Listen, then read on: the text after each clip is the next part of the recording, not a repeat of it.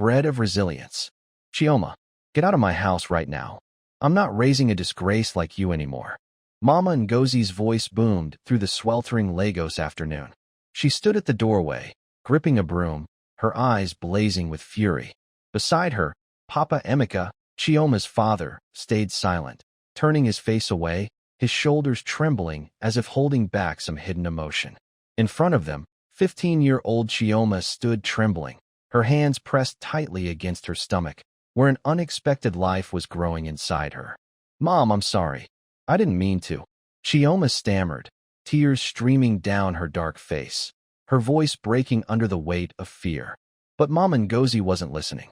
She thrust her arm out, pointing toward the narrow, trash-strewn alley where neighborhood kids darted around noisily.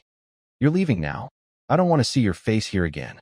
I didn't raise you to bring shame on this family," she yelled, then spun around and stormed back inside, pulling Papa Emeka with her. The old wooden door slammed shut, leaving Chioma alone in the alley, her cries swallowed by the roar of motorcycles and street vendors calling out. Chioma didn't know where to turn. She just stood there, her bare feet caked with dirt, her worn dress fluttering in the breeze. Whispers drifted from a group of women sitting under a nearby awning. "That girl's pregnant? Oh my, so young and already ruined," one said. "Emeka's family must be so embarrassed. What a mess," another chimed in, her tone thick with judgment. Chioma lowered her head, clutching her stomach, feeling as if the entire world had abandoned her. Now let me take you back to the start of Chioma's story before that awful day, so you can see how a 15-year-old ended up in such a situation. Chioma grew up in a cramped slum in Lagos, where houses with rusted tin roofs huddled close together, and the air carried the mingled scents of dried fish and exhaust fumes. Her family wasn't rich, but they weren't desperately poor either. Papa Emeka, her father, worked as a motorcycle mechanic, spending his days hunched over greasy parts to earn enough to feed them. Mama Ngozi, her mother, sold gari and egusi soup at a nearby market, her quick tongue always ready to lure in customers. They had 3 kids. Chioma was the oldest, followed by 10-year-old Chinedu and 7-year-old Ada. Life was simple, and though money troubles sparked occasional arguments, their home still echoed with laughter. Chioma was a good girl. At least, that's what people thought at first. She attended a public school close to home, not the brightest student, but far from the worst. After classes, she'd rush to the market to help Mama carry goods, or stay home to watch Chinedu and Ada so Mama could finish selling. At 15, Chioma had grown tall, her skin a deep, healthy black, her wide eyes always curious about the world beyond their tight-knit slum. She loved listening to Afrobeat tunes on Papa's battered old radio and watching older girls from the neighborhood strut by in stylish clothes, heading to jobs downtown. But she never imagined her life would take such a dark turn, one that would rival the worst rainy days in Lagos. It all began with Chike, a 20-year-old motorcycle taxi driver from their area. Chike was tall, light-skinned, and always flashing a wide grin, teasing the local girls with his charm. He didn't seem like a bad guy, at least not to Chioma when they first met. One day, as she trudged home from the market, weighed down by Mama's goods, Chike pulled up on his bike. "Hey, Inini, that load's too heavy for you. Hop on, I'll take you home," he said. Chioma hesitated, but the sun was scorching and the bags were heavy, so she nodded. From then on, Chike started showing up more often, sometimes giving her a ride to fetch water from the community well, other times buying her a cold Fanta. Chioma felt flattered, special even, though a small voice in her head warned her that Mama would lose it if she caught her with a boy. Then one day, things went too far. Chike asked her to meet him at an empty lot behind their neighborhood, claiming he just wanted to talk. Naive and trusting, Chioma followed him, unaware of his real intentions. "I really like you, Chioma," he said, pulling her close. Fear surged through her, and she wanted to run, but Chike was stronger, and she was just a 15-year-old girl who didn't fully grasp the ways of the world. When it was over, Chike left her there, sobbing alone in the dry grass. She couldn't tell anyone, terrified of Mama's wrath, Papa's disappointment, and the gossip that would spread through the neighborhood. She prayed it would leave no consequences. But life doesn't work that way. 2 months later, her body started to change. She felt sick, exhausted, and Mama Ngozi, with her hawk-like eyes, noticed right away. Chioma, what's wrong with you? Don't tell me you're. Mama grabbed her arm, dragged her inside, and demanded the truth. Chioma broke down, confessing everything through tears, but instead of comfort, Mama Ngozi exploded. You've shamed me. 15 years old, and you let some boy get you pregnant. I won't stand for this, she screamed, then summoned Papa Emeka. He didn't hit her, but his gaze was icy, like she was a stranger. If you stay here, the whole neighborhood will laugh at me, he said, his voice low and heavy. And just like that, they decided she had to go. That day, Chioma was shoved out with nothing but a small cloth bag holding a few worn-out clothes. She had no idea where Chike was. He'd vanished from the neighborhood after that day, as if he'd never existed. She stood in the alley, staring at the closed door, listening to Mama's curses echo from inside, feeling like the ground had collapsed beneath her. Once an ordinary girl in a Lagos slum, Chioma was now homeless, carrying a child she didn't know how to care for. She started walking, her bare feet burning on the hot ground, unsure of where she was headed, only knowing she had to face life on her own from now on. The sounds of traffic, vendors shouting, and kids playing surrounded her, but no one noticed the 15-year-old girl crying in the midst of the bustling crowd. Chioma had no home, no family, just fear and the baby in her womb to keep her company. Chioma trudged along the dusty streets of Lagos, the midday sun beating down so hard she was drenched in sweat. Her bare feet ached and swelled from walking too long, and the small cloth bag slung over her shoulder felt light but carried the heavy burden of her pain. Ever since Mama Ngozi and Papa Emeka kicked her out, she didn't know how far she'd gone, just that the familiar slum she'd called home had faded into the distance. The roar of motorcycle taxis and the shouts of street vendors filled the air, but she was too tired to pay attention. She stopped at a corner and leaned against the crumbling wall of a tin-roofed house. Her stomach growled with hunger, but her bag didn't hold a single coin. Chioma pressed her hands to her belly, feeling the tiny life growing inside, and tears welled up again. How are we going to survive, you and me? She whispered, her voice shaky. She wasn't sure if she was talking to the baby or herself. At 15, she'd never imagined life would dump her in a mess like this. No home, no family, nowhere to rest her head. That first night as a homeless girl, Chioma found a spot near a market after the vendors had packed up and left. The air smelled of dried fish and palm oil, mixed with the stench of garbage piled nearby. She curled up under the awning of an empty stall, spreading her spare dress on the ground as a mat. Darkness fell, and the dim streetlights barely reached her corner. Crickets chirped endlessly, and stray dogs barked in the distance, making her jump every few minutes. She hugged her knees tight, trying to sleep, but fear kept her eyes stinging and wide open. Hey, you girl, what are you doing here? A rough voice cut through her daze. Chioma looked up to see 3 young men standing over her, holding beer bottles, their eyes bloodshot from drinking. One wore a backward cap, his crooked teeth flashing in a creepy grin. I'm just resting for a bit. Chioma stammered, scrambling to her feet to run, but her legs shook too much to move. Resting? You look like one of those street kids, the tall, lanky one said, stepping closer, his breath reeking of beer. Got any money? Hand it over, let's see. He snatched her bag and rummaged through it, finding only her ragged clothes.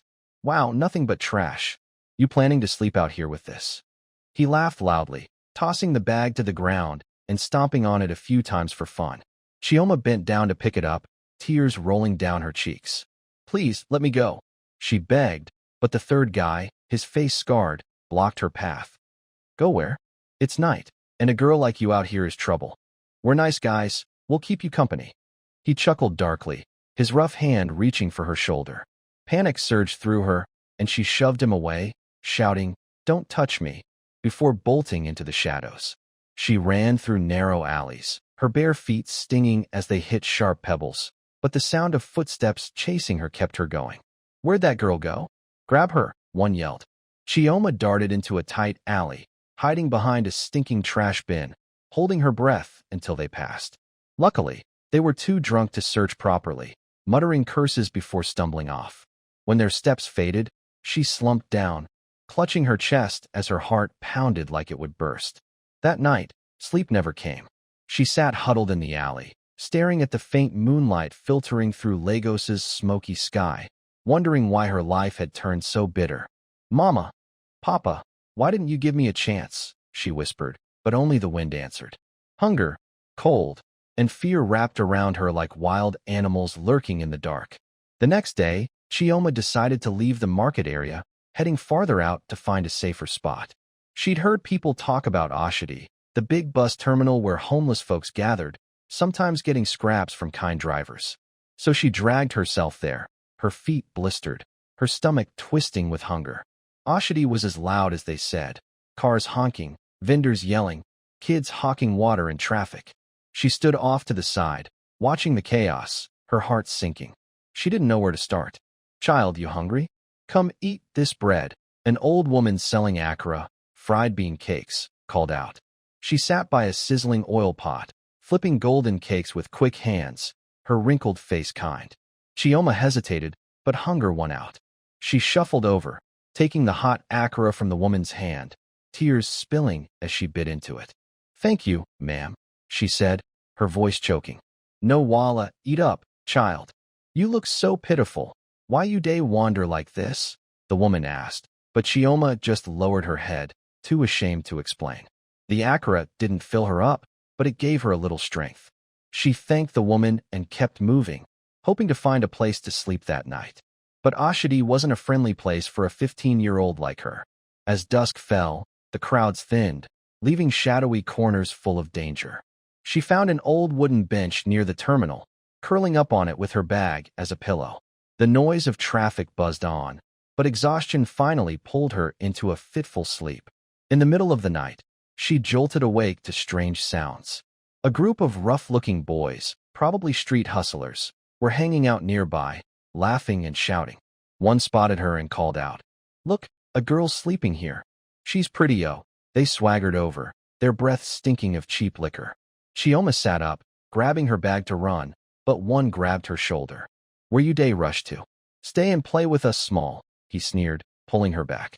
"Let me go," she screamed, thrashing against him, but her cries only made them laugh harder. Just then, a bus driver nearby heard her and stepped in. "You boys, leave her alone.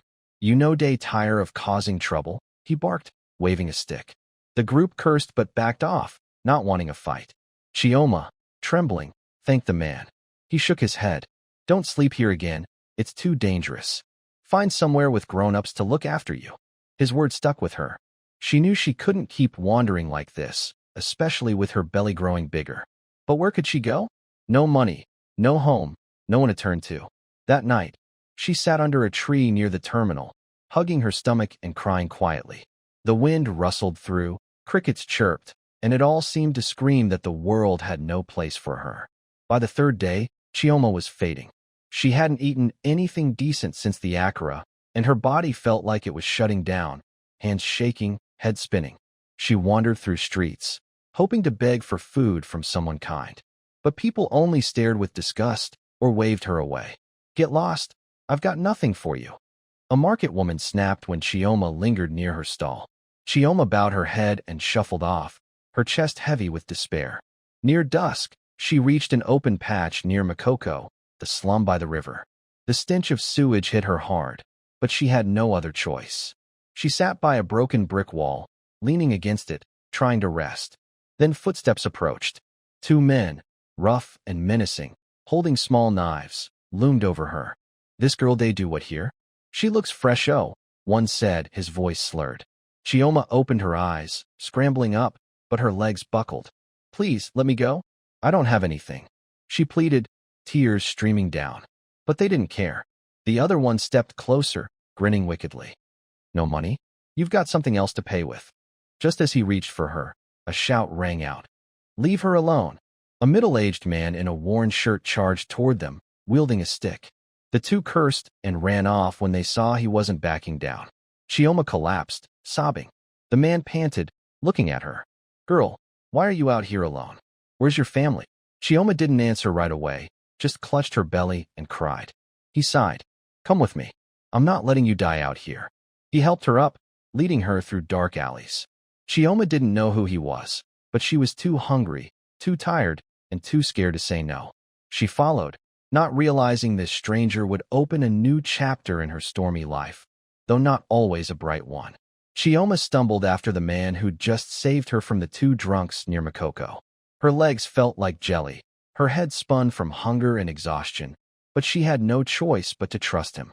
He called himself Uncle Femi, a short, stocky man with dark, shiny skin, dressed in a faded shirt and worn-out slippers. He walked ahead, still clutching the dirt-stained stick he'd used to chase off her attackers, muttering, "Those fools, always causing trouble at night. Girl, you're lucky I was around." They wound through dark, narrow alleys, the stench of river sewage and rotting fish thick in the air. Chioma hugged her belly, trying to keep up despite the burning pain in her feet. "Sir, where are you taking me?" she asked, her voice faint and tinged with worry. Uncle Femi glanced back, flashing a grin. "Don't be scared. I'm taking you to my place. You can't sleep on the street with no house, right? You're young, and with that belly, you need help." Chioma nodded, too weary to argue. She didn't know this man, but his firm tone and seemingly kind eyes gave her a flicker of hope. After about half an hour of walking, they reached a rundown area near the riverbank, where shacks with sagging tin roofs leaned against each other. Uncle Femi stopped at a small house, pushing open a creaky wooden door. "Come in, this is my place. It's not fancy, but it's got a roof." Inside, the room was dim, lit only by a single bulb dangling from the ceiling, casting a weak yellow glow. A battered bed sat against one wall, covered with a torn mat, next to a scratched wooden table and a few broken plastic chairs. The air smelled of kerosene and stale cigarette smoke. Uncle Femi pointed to a corner. "Sit there, I'll get you some water." He rummaged in a dented plastic bucket, pulling out a cloudy bottle and handing it to her. "Drink up, don't be shy. I live alone, no one to bother us." Chioma took the bottle, her hands trembling. Her throat was parched, but the murky water made her pause. Uncle Femi laughed. "What's wrong? Scared? It's river water, but I boiled it. It's fine.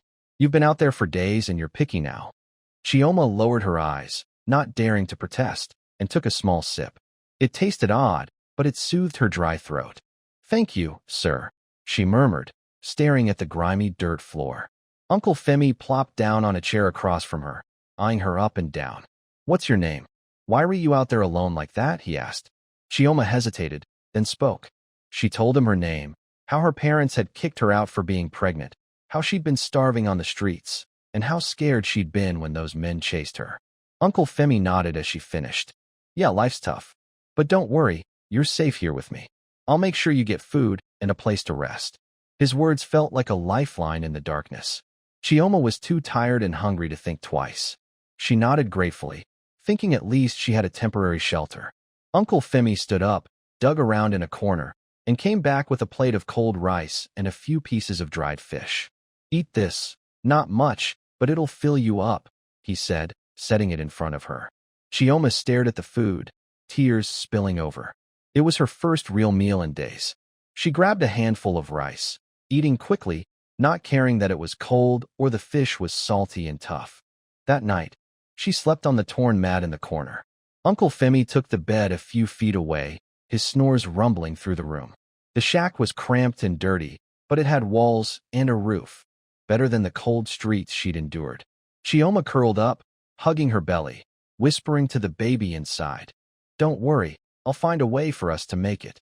She drifted off, exhaustion pulling her into sleep, hoping tomorrow would be kinder. But life rarely turns out as simple as Chioma hoped. The next morning, she woke to sunlight streaming through cracks in the tin roof. Uncle Femi was already up, sitting outside smoking a cigarette, a cheap bottle of liquor in hand. When she stepped out, he grinned. "Awake now? Sleep good?" Chioma nodded. "Yes, thank you for letting me stay." He waved a hand. "No problem. But if you're staying here, you've got to do something, you know? Can't just eat and sit around." Chioma blinked, confused. "What do you want me to do, sir?" Uncle Femi puffed out smoke, squinting at her. "This place is a mess. Clean it up, wash clothes, cook food. I work all day driving my taxi, come BAC." The rain poured relentlessly as Chioma fled Uncle Femi's shack. Her bare feet splashed through muddy puddles, soaking her tattered dress to the skin. His angry shouts echoed behind her. "You little brat. Run all you want. You'll die out there." But Chioma didn't look back. She clutched her belly, pushing through the downpour, tears blending with the rain streaking her face. The baby inside her felt heavier with each step, but she couldn't stop. She'd rather face death on the streets than stay another second with that man. She ran until his voice faded into the storm. The rain slowed to a drizzle, tiny drops clinging to her tangled hair. Chioma stopped under the overhang of an abandoned house, gasping for breath. Her clothes dripped, her body shivered from the cold, and she pressed her hands to her stomach as if shielding her baby from the nightmare she'd just escaped. "I'm sorry," she whispered, her voice breaking. "I thought he was good, but he wasn't. Now we've got nothing again." That night, she huddled under the overhang, clutching her soggy bag, the only thing she had left from home.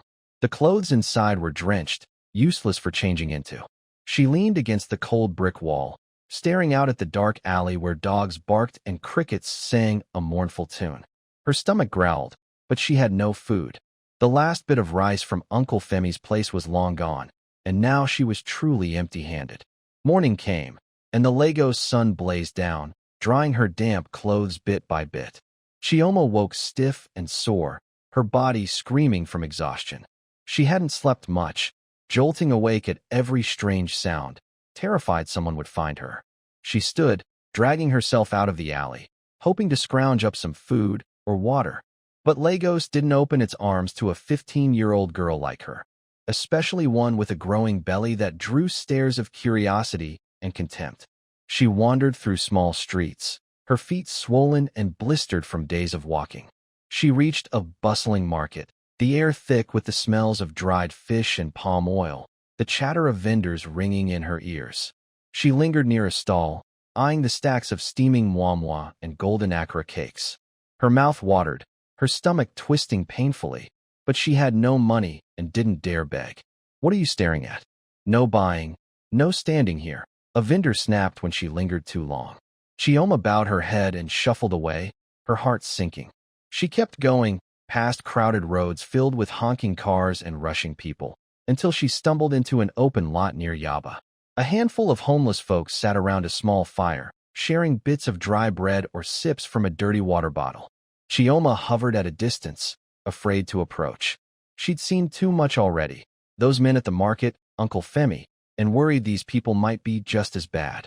She found a spot under an old mango tree, sitting against its trunk, trying to close her eyes and rest. But hunger wouldn't let her be.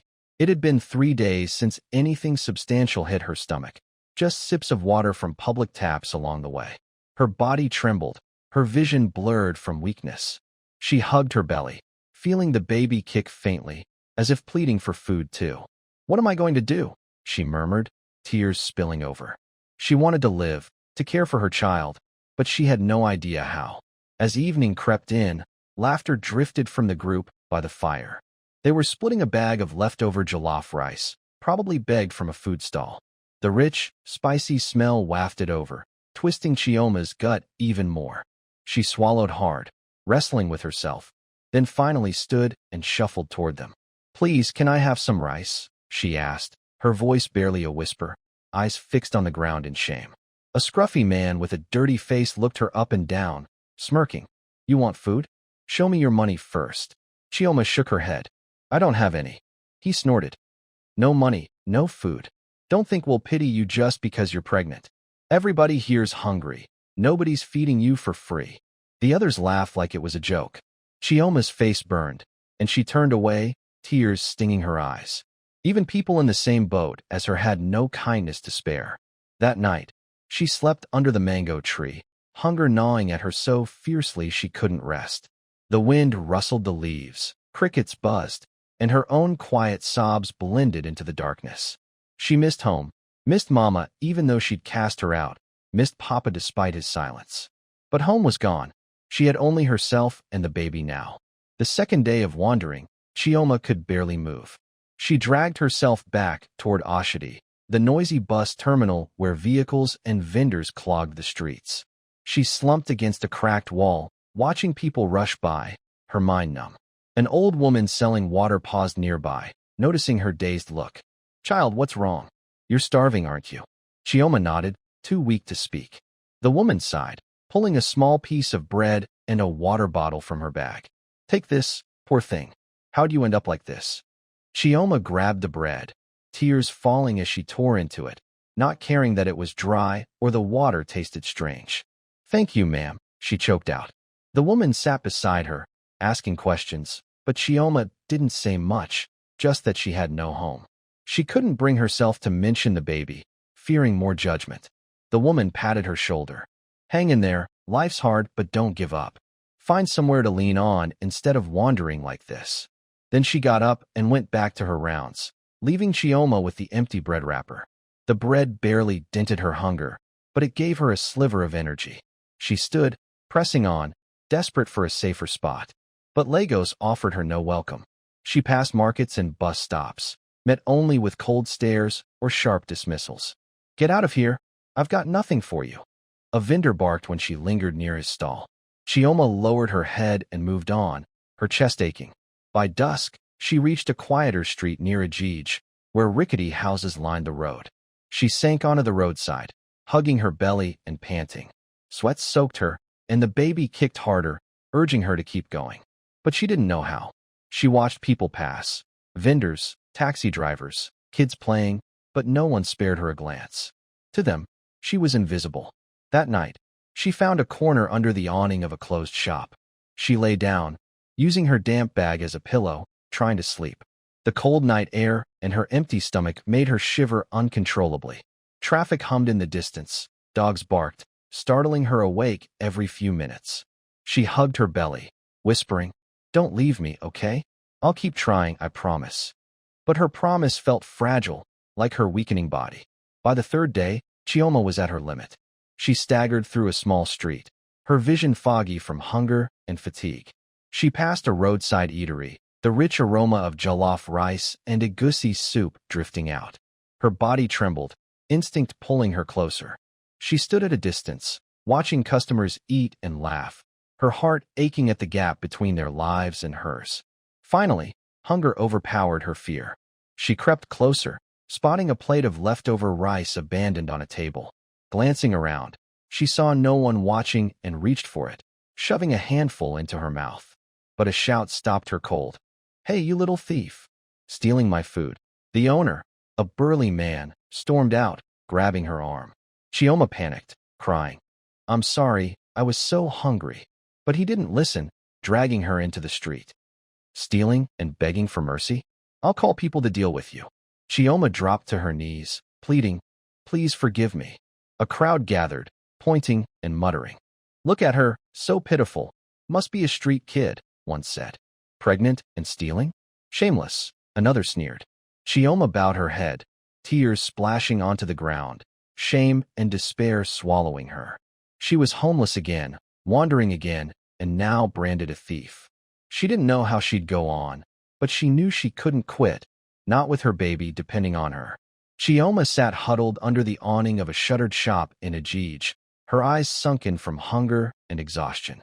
For days had passed since she fled Uncle Femi's shack, and hunger had become a relentless beast clawing at her insides. Her body shook, her limbs weak from days without food, each step a struggle.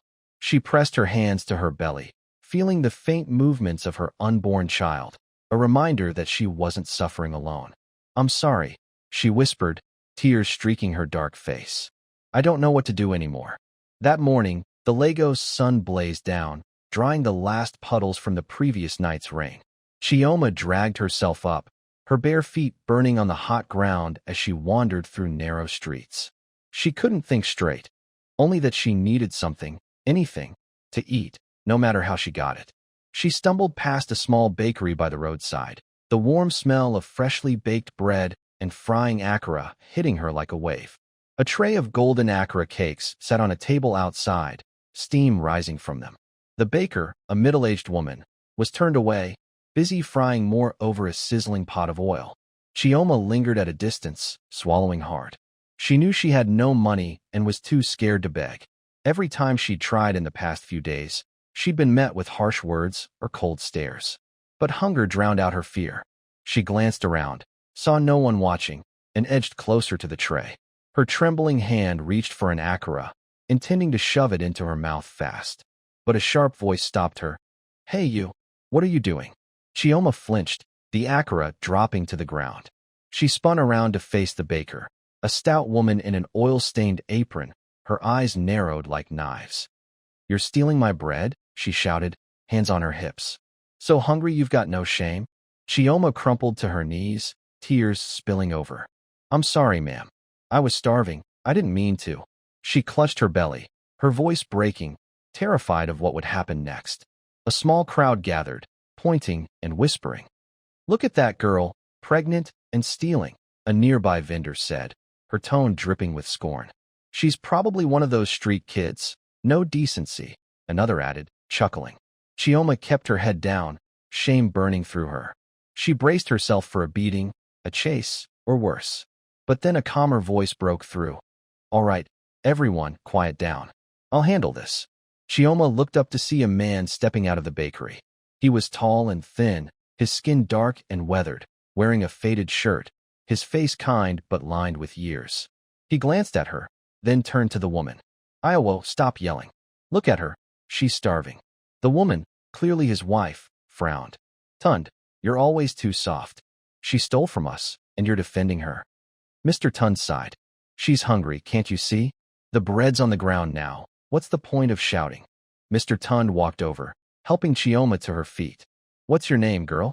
How'd you end up like this? He asked gently, no hint of anger in his voice. Chioma trembled, answering, My name's Chioma. I got kicked out of my house, and I haven't eaten in days.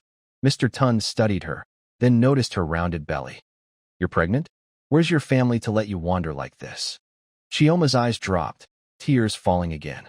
My parents don't want me anymore, because of the baby. Mr. Tunde went quiet for a moment, then turned to his wife. Iyawo, you heard her. She's got nowhere to go. Let's keep her here a few days, feed her, and figure things out. Mrs. Iyawo scowled. Tunde, are you crazy? We're scraping by selling bread, and now you want to feed her too. But Mr. Tunde shook his head. Remember your sister? If no one had helped her back then, she'd have died on the streets. We can help this girl. It's like paying it back to life. Mrs. Iyawo fell silent, looking Chioma over. She sighed. Fine, but just a few days. If she's lazy or steals again, she's out. Mr. Tunde smiled. I knew you had a good heart. He turned to Chioma. You heard that. Come inside. I'll get you some food. But you've got to work with us. No slacking, got it? Chioma nodded eagerly, tears of relief streaming down. Yes, sir, thank you so much. I'll work, I promise. She followed him into the bakery, a small tin-roofed shack with an old stove against the wall. The air was thick with the scent of baking bread and frying akara. Mr. Tunde handed her a plate of hot akara cakes and some leftover jollof rice from lunch. Eat up, don't be shy. You're too skinny, need some strength. Chioma took the plate, her hands shaking. She sat in a corner, devouring the food, not caring that the akara burned her tongue or the rice was cold. It was her first proper meal in nearly a week, and it tasted like heaven. Mrs. Iyawo stood nearby, frying more bread, glancing at Chioma with a frown. Girl, what can you do? Wash clothes, sweep the floor? She asked. Chioma swallowed a bite, nodding. Yes, ma'am, I can do all that. Tell me what to do. I'll learn. Mrs. Iyawo grunted. All right, tomorrow you wake up early, sweep the shop, wash dishes. I'm not feeding you for nothing. Chioma nodded again. Yes, ma'am, thank you. That night, Mr. Tunde and Mrs. Iyawo let her sleep in a corner of the bakery, on an old mat next to the stove. The dirt floor was hard, the space tight, but to Chioma, it was warmer and safer than any street corner she'd curled up on. She hugged her belly, whispering to her baby, see, we've got a place now. I'll work hard so they don't kick us out. She drifted off, exhaustion pulling her under, feeling a glimmer of peace for the first time in days. The next morning, Chioma woke before dawn, ahead of Mr. Tunde and Mrs. Iyawo.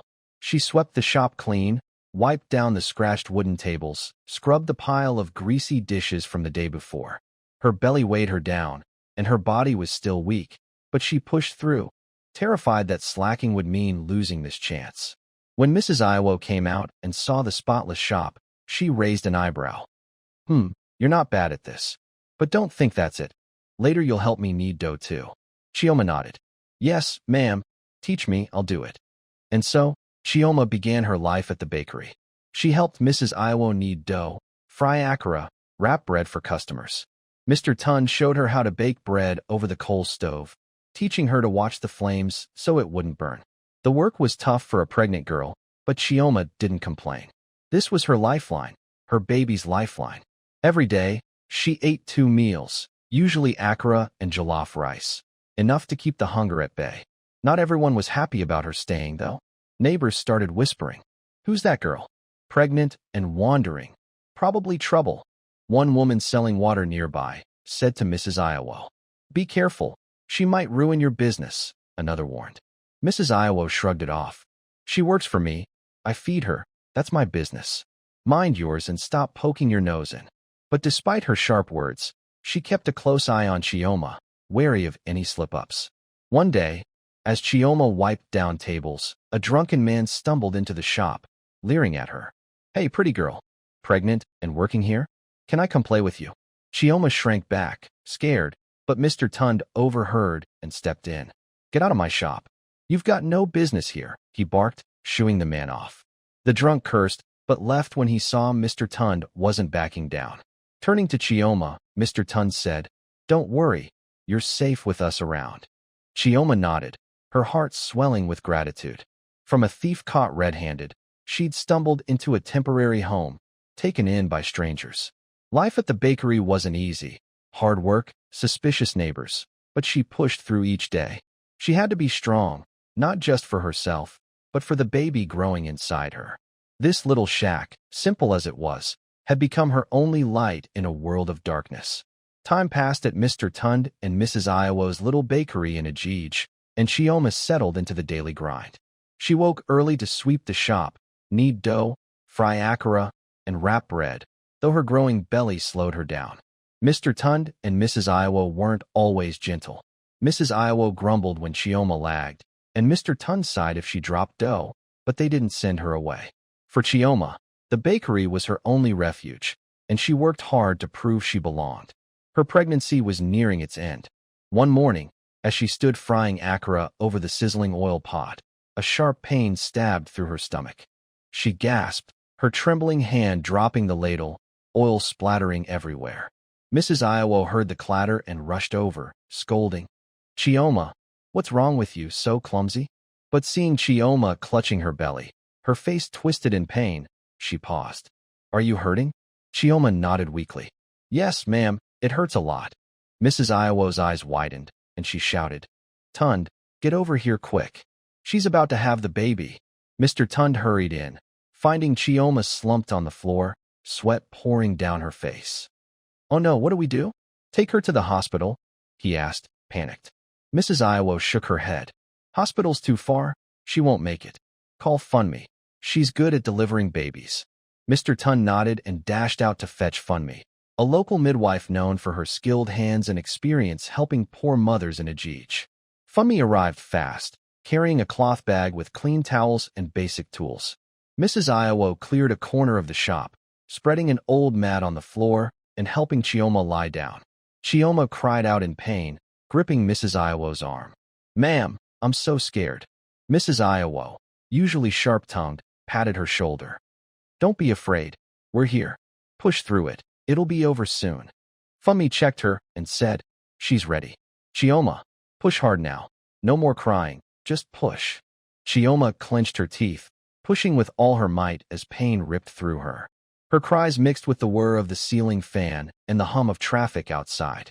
Mr. Tund paced by the door, too nervous to watch. After nearly an hour of struggle, a baby's wail pierced the air. Funmi beamed. "It's a girl. You've got a daughter." She cut the cord, wrapped the baby in a clean towel, and handed her to Chioma. Chioma took the tiny bundle, tears of pain and joy streaming down. My baby, my baby." Mrs. Iyawo peered at the infant, her stern face softening. "So small and pretty. Have you got a name for her?" Chioma gazed at her daughter, thinking for a moment. "Yes, ma'am. I want to call her Amara. It means grace. She's the only grace I've got." Mr. Tund smiled from the doorway. "That's a good name. Amara, she'll bring you luck." Funmi patted Chioma's shoulder. "Rest now. I'm done here. Take good care of her." She packed up, took a few coins from Mr. Tund, and left. The first days of motherhood were a mix of joy and worry for Chioma. Amara was tiny, her skin dark and smooth, her big eyes like Chioma's, but frail because Chioma didn't have much milk to give. Mrs. Iyawo noticed. You're too thin. No wonder you've got no milk. I'll cook a goosey soup to build you up. She made a pot full of fish and spinach, insisting Chioma eat twice a day.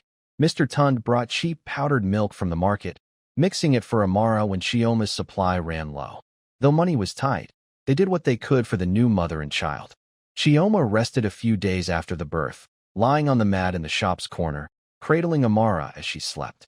But she knew she couldn't stay idle long. A week later, when the pain eased, she started helping again. She left Amara in an old plastic basket by the stove, frying akara while keeping an eye on her.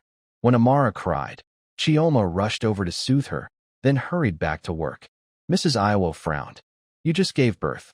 Working so much, aren't you afraid you'll wear out? Chioma shook her head. No, ma'am, I have to work. How else can you afford to keep me and Amara?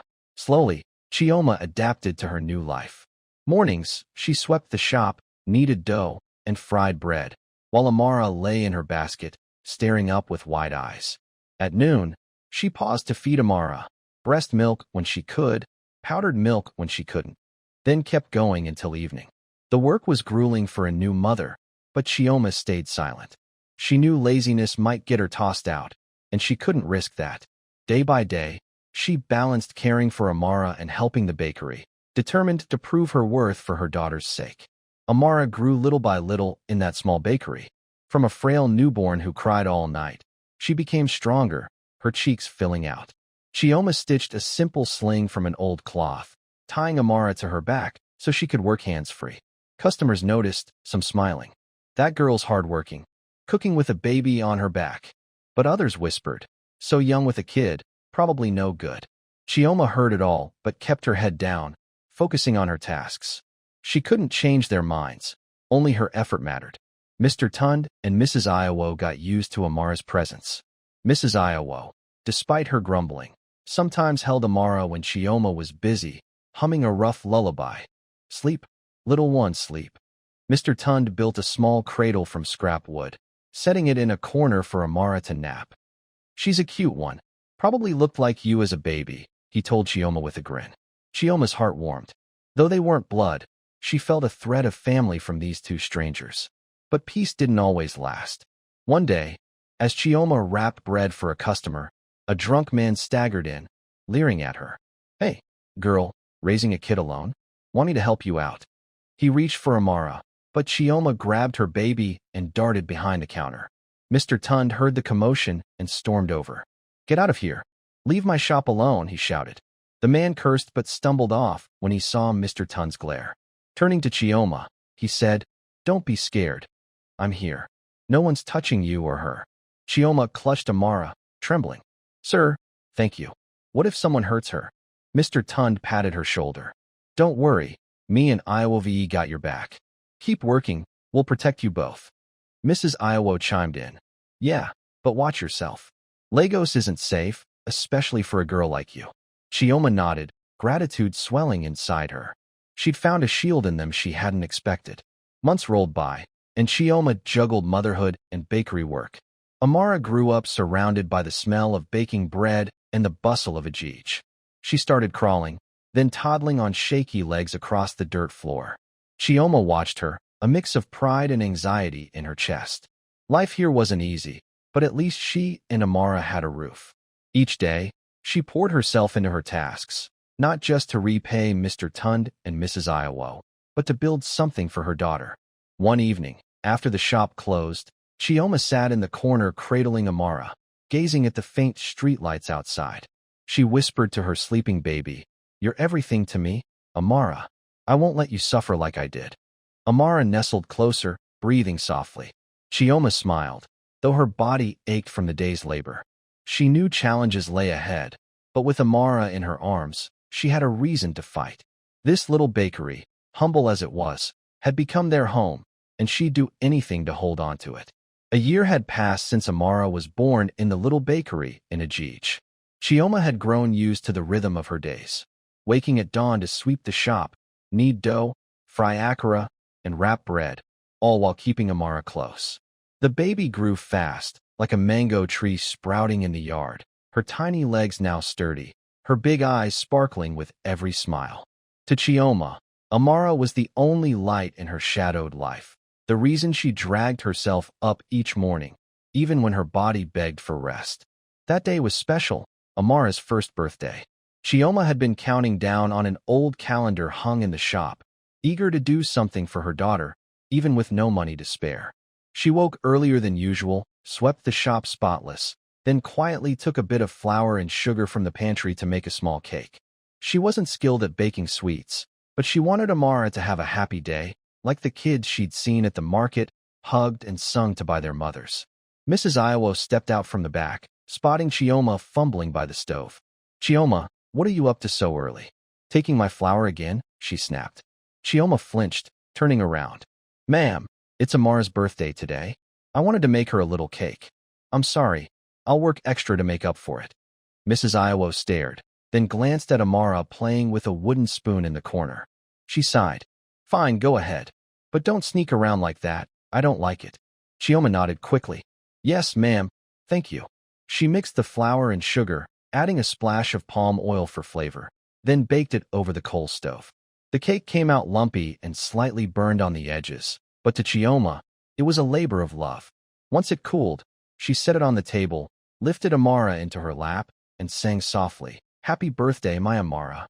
Amara clapped her hands, giggling, not understanding but delighted by her mother's smile. Chioma cut a small piece, feeding it to her, her heart swelling even as tears pricked her eyes. Mr. Tunde walked in, catching the scene. "It's her birthday today? Why didn't you tell us sooner? We could have planned something." Chioma hesitated. "Sir, I didn't want to bother you. It's just a small thing." Mr. Tunde shook his head. "Bother? Amara's growing up right here. She's like our own. Wait a sec, I'll grab something for her." He stepped out, returning with a bottle of Fanta and a bag of cheap candies from the market. "Here's a little birthday gift from me," he said, placing them on the table. Mrs. Iyawo joined in, setting down a plate of freshly fried akara and some hot moi. "A birthday needs good food. It's not much, but let's make it nice for her today." Chioma looked at them both, tears spilling over. "Thank you, sir, ma'am. I never thought you'd do this for us." Mrs. Iyawo waved a hand. "Stop crying. You've been here a whole year. We don't see you as an outsider anymore." That afternoon, they closed the bakery early. Mr. Tunde and Mrs. Iyawo decided to throw a small celebration for Amara. Mrs. Iyawo cooked a pot of egusi soup with dried fish and spinach, while Mr. Tunde fetched some jollof rice from a nearby stall. They spread a mat in the middle of the shop, laying out the food, and called Chioma and Amara to join.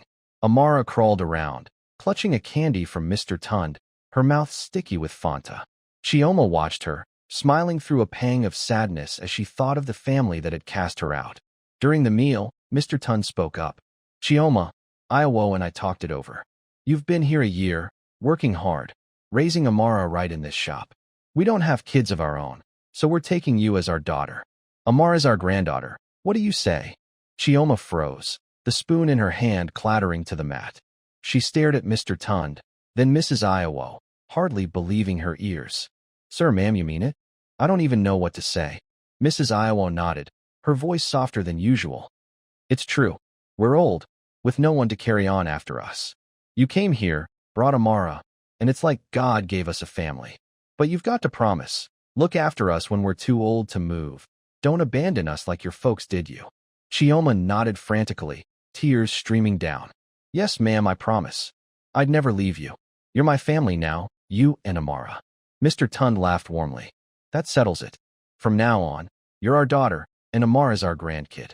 Her birthday's the day we make it official." He scooped Amara up, lifting her high. "Amara, my good granddaughter, grow up strong, you hear?" Amara giggled, grabbing at his hair, and the three of them burst into laughter. Chioma watched, her chest tight with warmth. From a homeless girl kicked out by her own blood, she'd found a new family, built not on ties of flesh, but on kindness. After that day, the bakery felt different. Mr. Tunde and Mrs. Iyawo doted on Amara like she was their own. Mrs. Iyawo, gruff as she could be, held Amara when Chioma was swamped, telling her old stories the baby couldn't yet grasp. Mr. Tunde crafted a little cart from scrap so Amara could roll around the shop without crawling into trouble. Customers noticed, some chuckling. Tunde and Iyawo got a cute granddaughter. She's going to be a hard worker like her mom. Mr. Tunde beamed. That's right, my granddaughter. Chioma felt the shift too.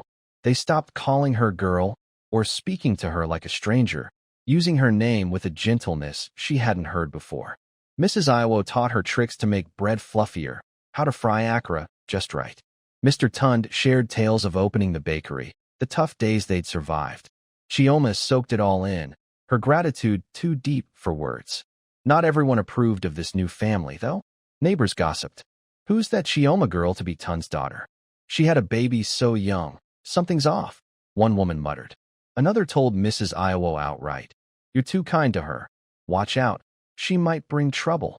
Mrs. Iyawo snapped back. She's my daughter. Amara's my granddaughter. Don't like it? Buy your bread somewhere else. She turned away, shutting down the chatter. One day, as Chioma carried Amara outside to play, a stranger passed by, smirking. You raising that kid here? Need a man to help you out.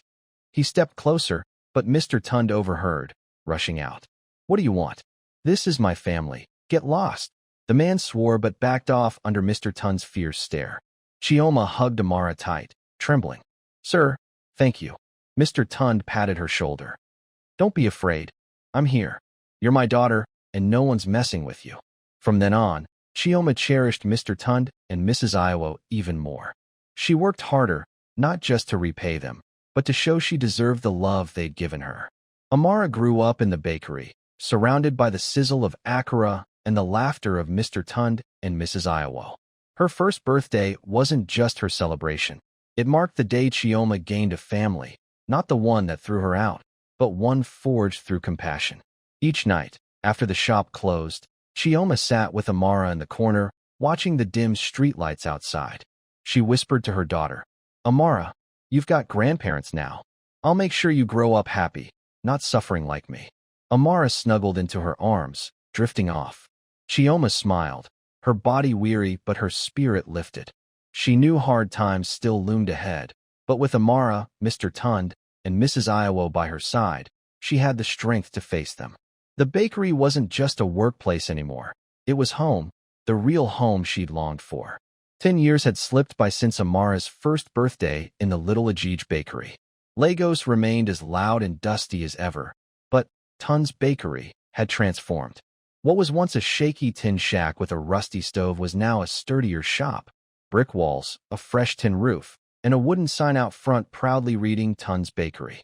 Customers streamed in and out, not just for akara and bread, but for mwamwa, sweet cakes, and jollof rice added to the menu over time. Behind it all was Chioma, once a 15-year-old castaway, now 25, strong and steady, steering the place forward. Chioma stood behind the counter, her hands swift as she wrapped bread for customers, her smile warm. Thanks for coming. See you tomorrow. Her voice rang out, friendly and inviting, making folks feel at home. Amara, now 10, darted around the shop, her quick feet and bright eyes a mirror of her mother's. Mom, we're out of akara. Should I fry more? She asked, holding a wooden spoon, eager to help. Chioma chuckled. Sure, but watch the oil. Don't burn it like yesterday. Amara nodded, scampering to the stove, her laughter filling the air. The bakery's growth hadn't come easy. A decade ago, when Mr. Tunde and Mrs. Iyawo took Chioma as their daughter, the place barely scraped by. But Chioma refused to stay stuck in hardship. She learned bread baking from Mr. Tunde, akara frying from Mrs. Iyawo, then taught herself to make cakes and mwamwa by watching market vendors. She worked tirelessly, dawn to dusk, balancing Amara's care with bakery chores. Slowly, customers multiplied, profits grew, and Mr. Tunde decided to fix up the shop. Chioma, you've got a knack for this, he'd said years back when they started turning a profit. Iyawo and I are getting old. You'll take over one day. Chioma nodded. Yes, sir, I won't let you down. She kept that promise. As Amara grew, Chioma let her play in the shop while she expanded the menu, bought a new oven, and hired a local boy to help fry bread. The bakery became a go-to spot for workers and students in Ajij, more than just a bread stand. But Mr. Tunde and Mrs. Iyawo weren't the same anymore. Mr. Tunde, now past 60, had a hunched back and shaky hands that struggled with dough. Mrs. Iyawo's joints ached, keeping her from frying all day like she used to. Chioma saw it and insisted, "Sir, ma'am, rest now. I'll handle everything. You've worked hard for me and Amara long enough." Mr. Tunde smiled faintly. "You say that, but how can I sit still? This place is my life." Still, he stepped back, letting Chioma manage, content to chat with old customers from the counter. Mrs. Iyawo followed suit. She'd sit in a corner, once cradling Amara as a baby, now teaching her to wrap bread or sharing tales of the past. "Amara, grow up and help your mom, okay? This bakery's yours someday," she'd say, her voice raspy with age. Amara nodded. "Yes, ma'am, I'll be good like Mom." Chioma overheard, her heart swelling. Mr. Tunde and Mrs. Iyawo hadn't just given her a roof. They'd handed her a future to fight for. Chioma took charge fully. She rose at 4 a.m., kneading dough, baking bread, frying akara, tracking money, paying the helper. Amara went to school mornings, then helped wrap bread or clean tables in the afternoons. The shop buzzed with customers, but the workload piled high. Some nights, Chioma nodded off by the stove, spoon still in hand. Amara would nudge her. "Mom, rest a bit. I'll finish." Chioma smiled, ruffling her hair. "You're too young for that. Let me do it." "But thanks, Amara." Even with the grind, Chioma made time for Mr. Tunde and Mrs. Iyawo. She cooked egusi soup for them, bought medicine when they fell ill, sat with them at night to ease their loneliness. Mr. Tunde reminisced about starting the bakery, Mrs. Iyawo about their lean years. "Chioma, you're our blessing," Mrs. Iyawo once said, her eyes misty. "I didn't want you here at first, but now I'm glad you and Amara came." Chioma squeezed her hand. "You're my blessing, ma'am.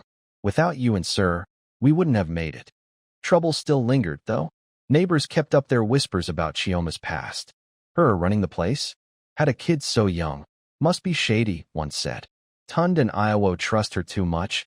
She might take it all," another warned. Chioma heard every word but stayed quiet. She couldn't silence their tongues. Only her work could prove them wrong. She kept the bakery thriving, treated customers kindly, and cared for Mr. Tunde and Mrs. Iyawo like they were her own parents. One day, as Chioma tallied sales, a middle-aged man walked in, grinning sleazily. "Chioma, you're looking fine now. Running this place? Let me stop by and keep you company." He reached to pat her shoulder, but she stepped back, voice firm. "Get out of my shop. This isn't a place for your nonsense." Mr. Tunde overheard, hobbling over with a stick. "What's your problem?" "She's my daughter. Clear out."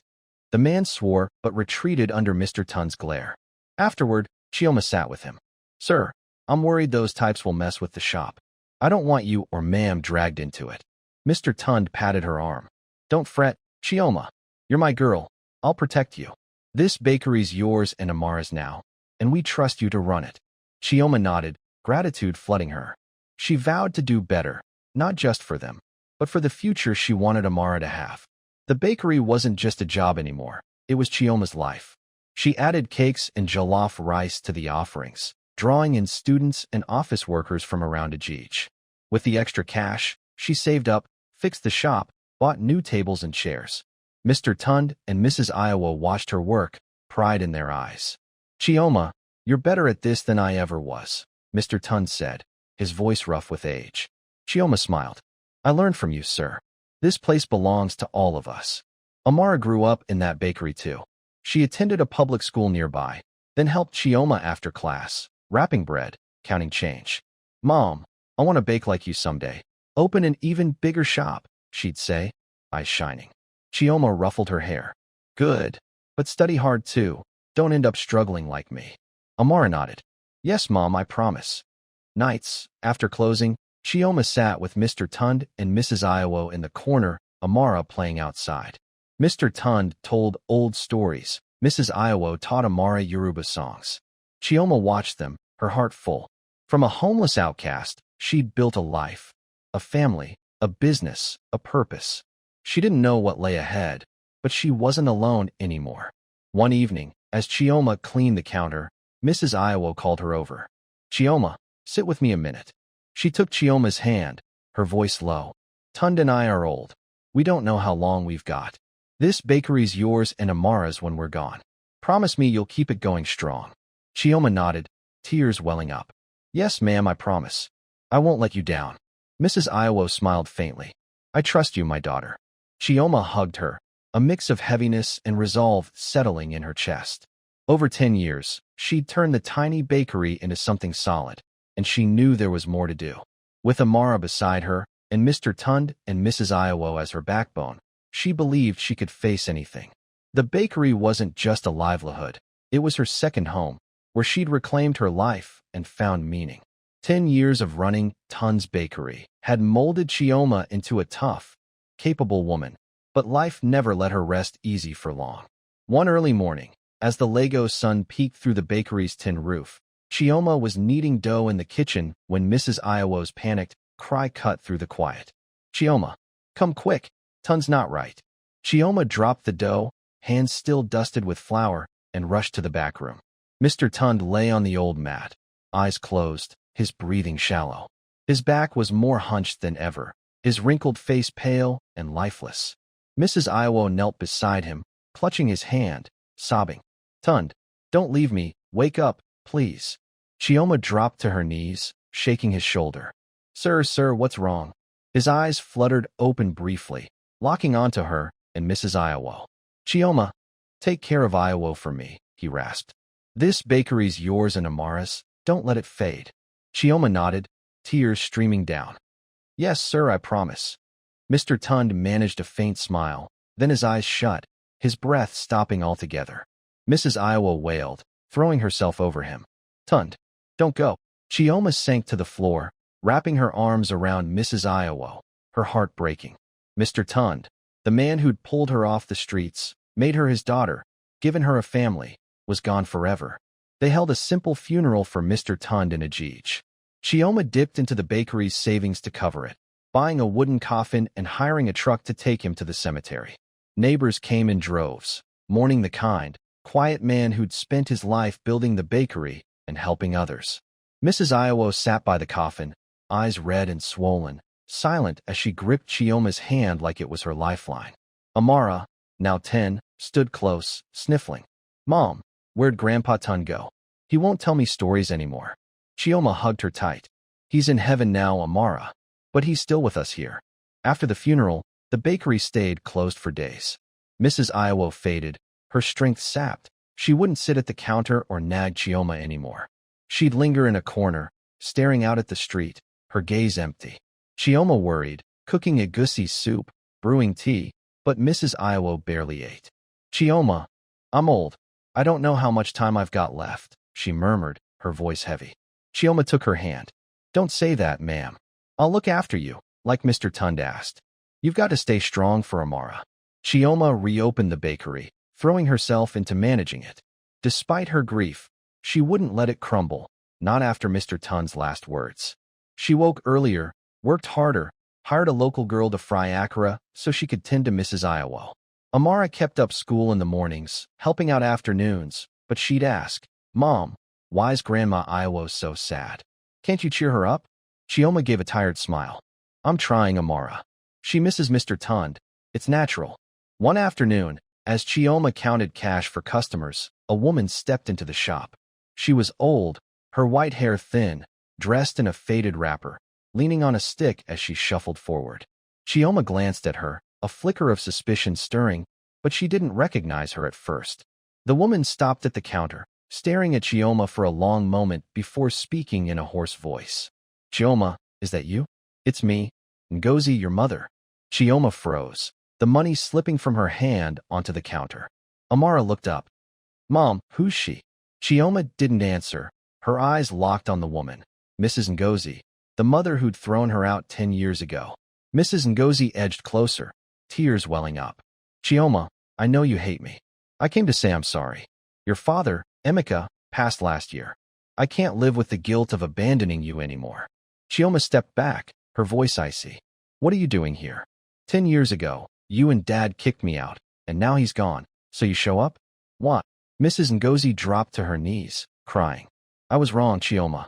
We were scared of shame, of what the neighbors would say. But after you left, your father was never the same. He died regretting it." Chioma turned away, gripping the counter, pain surging through her. She remembered the day she was cast out, the nights starving on the streets, the terror of birthing Amara alone. "You think sorry fixes it," she snapped. "Do you know what I went through? If it weren't for Mr. Tunde and Mrs. Iyawo, Amara and I would have died out there." Mrs. Ngozi sobbed harder. "I know I don't deserve to be your mother, but you're all I've got left, Chioma. I want to make it right." Amara tugged Chioma's hand. "Mom, who's this lady? Why is she crying?" Chioma sighed, pulling her close. "She's your grandmother, Amara. But she left me a long time ago." Amara frowned. "Grandma? Why didn't she stay with us?" Mrs. Ngozi looked at Amara, her voice breaking. "Because I messed up, child. I'd give anything to be with you and your mom now, if she'll let me." Chioma stayed silent, sending Amara to help Mrs. Iyawo, then faced Mrs. Ngozi. "Go home. I don't want you here right now." Mrs. Ngozi wouldn't leave. She sat outside under the mango tree, waiting through the afternoon. Customers noticed, muttering, "Who's that old woman? Looks pitiful." Chioma heard it all, her mind a storm. She didn't want to forgive, but seeing Mrs. Ngozi frail and broken stirred something. She recalled Mr. Tun's words from years ago. "Chioma, everyone messes up sometimes. Forgiving doesn't mean forgetting. It's about living lighter." That night, after closing, Mrs. Iyawo called Chioma over. "I saw that old lady outside all day." "Your mother?" Chioma nodded, spilling the story. Mrs. Iyawo listened, then sighed. "She was wrong, no doubt. But she's old, lost her husband, and you're all she's got. You've got every right to be mad, but if she's truly sorry, maybe give her a shot. Tunde and I didn't want you either at first, but you changed us. She might change too." Chioma sat quiet, wrestling inside. She hated Mrs. Ngozi for the pain she'd caused, but she didn't want to carry that hate forever. She thought of Mr. Tunde, his trust in her, his dying wish to care for Mrs. Iyawo. What would he say now? That night, lying beside Amara, she stared at her sleeping daughter, torn. She didn't want to forgive, but she didn't want Amara growing up in a bitter family either. The next morning, Chioma called Mrs. Ngozi over as she swept the floor. "Sit down. I've got something to say," she said, her tone still cold. Mrs. Ngozi set the broom aside, sitting across from her. Chioma met her eyes. "You say you're sorry, but do you even get what you did? You threw me out at 15, left me to starve, to have Amara alone. You think words make that go away?" Mrs. Ngozi bowed her head, tears falling. "I know, Chioma. I was wrong. I don't expect you to forgive me fast. But I want to stay, do something for you and Amara. Make up even a little." Chioma paused, then said, "I can't forgive you yet. But Mrs. Iyawo says to give you a chance. So you can stay here, work, help with Amara. If you mean it, I'll see. Don't expect me to call you Mom anytime soon." Mrs. Ngozi nodded eagerly. "Yes, Chioma. I promise I'll prove it. Thank you." She reached to hug her, but Chioma stepped back, not ready for that. From then on, Mrs. Ngozi worked at the bakery.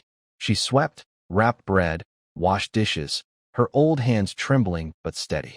Chioma assigned tasks but kept her distance beyond orders. "Sweep the floor," or "wrap this for the customer."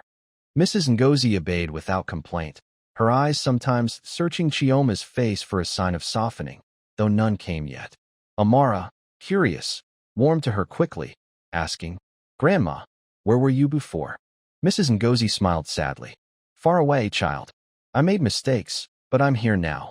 Mrs. Iyawo watched it unfold. "Chioma, you did good," she said one evening. "Forgiving's hard, but opening the door's a start. I'm old. Seeing you and your mom patch things up makes me happy." Chioma squeezed her hand. "Thanks to you, ma'am. I don't want to hate forever, but it'll take time." Mrs. Iyawo nodded. "Take it slow. Everyone stumbles. What matters is fixing it." Chioma kept the bakery running, honoring Mr. Tun's wish. Mrs. Ngozi's return was a new challenge, but maybe a chance to let go. She didn't know what the future held, but with Amara, Mrs. Iyawo, and her own grit, she'd face it head on. After Mr. Tun's death, Tun's Bakery stood strong in Ajij, thanks to Chioma's steady hands. Her heart ached from losing her father figure, but she kept the place alive, honoring his final wish. Each day, she rose early to knead dough, fry akara, and bake bread, all while tending to Mrs. Iyawo, whose strength waned with age. Amara, now 10, went to school mornings and helped out afternoons, wrapping bread, counting change, her bright eyes dreaming of a bigger future. But Mrs. Ngozi's return, Chioma's birth mother, stirred the calm like a sudden wind, bringing old pain and a chance for something new. Mrs. Ngozi stayed at the bakery, working quietly to make amends. She swept floors, wrapped bread, washed dishes, her shaky hands showing her years but never stopping. Chioma gave her tasks but kept talk short and sharp. Sweep over there. Or pack this for the customer. Mrs. Ngozi didn't complain, her gaze often drifting to Chioma, hoping for a crack in the wall between them. Chioma saw it but stayed cold. 10 years of abandonment, the nights of hunger, the fear of raising Amara alone, still cut deep. Unhealed scars she couldn't shake. Amara, though, took to Mrs. Ngozi fast. After work, she'd sit by her, asking, "Grandma, where were you all this time? Why didn't you live with Mom and me?" Mrs. Ngozi's smile was sad. "I was far away, child. I messed up bad. But I'm here now, want to play with me?" Amara nodded, tugging her outside to stack stones in the yard. Chioma watched from the counter, her heart softening a touch. But when Mrs. Ngozi tried to get closer, she'd turn away, not ready to face her. Mrs. Iyawo, frail but watchful, noticed it all. One evening, after closing, she called Chioma to sit by her on the old mat. "Chioma, you and your mom still act like strangers. You planning to stay mad forever?" she asked, her voice rough with age. Chioma looked down, twisting the mat's edge. "Ma'am, you don't know how much I suffered. She threw me out, left me to fend for myself and Amara. I can't just let that go." Mrs. Iyawo took her hand, her eyes gentle. "I know you hurt, Chioma, but I see she's sorry. She's old, alone now. Holding that anger, does it make you happy?" Chioma stayed quiet, her fingers tight. Mrs. Iyawo pressed on. "Tunde and I didn't want you at first either. I thought you'd be trouble, a thief. But he said, give her a chance, she might change our lives. And you did, Chioma. You gave us a family. Your mom wants to fix things, try giving her that chance.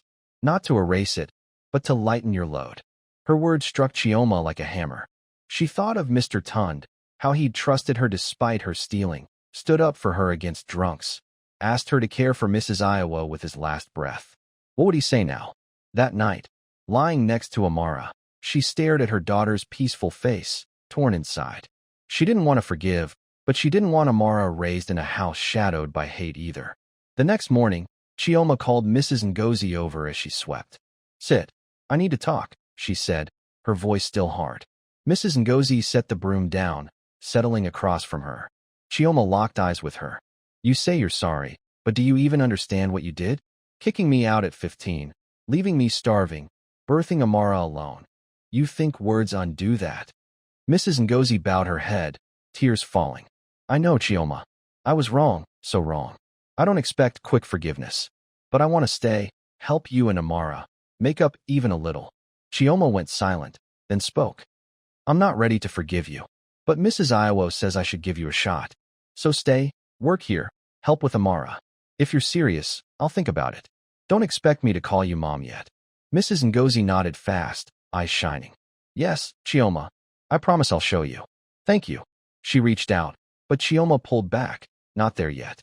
From then on, Mrs. Ngozi worked harder. She didn't just sweep. She learned to fry akara from Chioma, helped wrap bread, her old hands steady despite the strain. She'd carry Amara when she played outside, telling her stories of the old neighborhood, skipping the part where she'd cast Chioma out.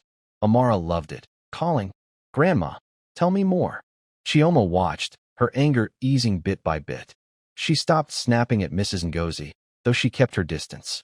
Mrs. Iyawo smiled at the change. "Chioma, you're doing right," she said one night. "Forgiving's tough, but starting's what counts. I'm old. Seeing you two mend things gives me peace." Chioma held her hand. "It's because of you, ma'am. I don't want to hate forever, but I need time." Mrs. Iyawo nodded. "Take your time. We all fall. What matters is getting up." Weeks passed, and Chioma grew to accept Mrs. Ngozi's presence. She gave her more tasks, handling cash, watching the shop when she stepped out. Mrs. Ngozi managed well, never slacking despite her age. One day, as Chioma taught Amara to knead dough, Mrs. Ngozi hesitated, then said, "Chioma, can I make a cake for Amara? I used to bake for you when you were little." Chioma glanced at her, then nodded. Go ahead. Mrs. Ngozi smiled, her first real one in months, and Chioma glimpsed the mother she'd once known. Customers got used to Mrs. Ngozi too. The whispers about Chioma's past faded, replaced by, "Ngozi, got any mwamwa today?" She'd answer cheerfully, "Yes, let me pack it." Chioma saw her fit in, her heart lightening. She didn't call her mom, but she didn't turn away when Mrs. Ngozi spoke anymore. One busy afternoon, as Chioma fried akara, Mrs. Ngozi wrapped bread, Mrs. Iyawo chatted with regulars, and Amara ran around helping, a drunk stumbled in. "Hey, girl running this place now? Let me join you," he slurred, stepping toward Chioma. Before she could react, Mrs. Ngozi marched forward. "Get out. This is my daughter's shop. Don't mess around." Mrs. Iyawo stood too, stick in hand, and the man backed off, cursing as he left.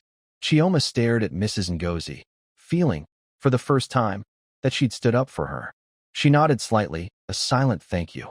That night, after closing, Chioma sat with Mrs. Iyawo and Mrs. Ngozi on the mat, Amara asleep in her lap. Mrs. Iyawo spoke. "Chioma, you and your mom are better now. I'm old, don't know how long I'll last, but this makes me rest easy." Chioma squeezed her hand.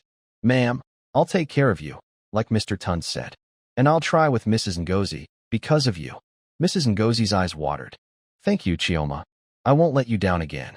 From then on, Chioma, Mrs. Iyawo, Mrs. Ngozi, and Amara lived together under the bakery's roof. Chioma kept it thriving, her hands steady at the helm. Mrs. Iyawo, weaker now, sat at the counter, telling Amara stories. Mrs. Ngozi pitched in, becoming a quiet pillar of the shop.